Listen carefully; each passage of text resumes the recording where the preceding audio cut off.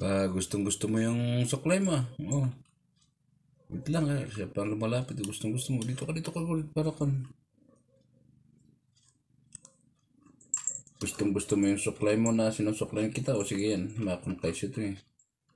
Meron siyang, ano to, parang dila ng mga mami cat. Aba, ayan na, dito. Lipat ka dito. And para makita ka nila dyan sa ating vlog.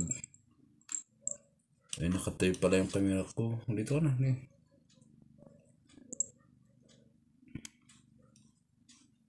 Tumatakbo siya tumatakbo pala. Akala ko hindi. Ba, sige, dito ka, lapit ka dito. Pag nilalayo ko, lumalapit siya Dito ka, tingin ka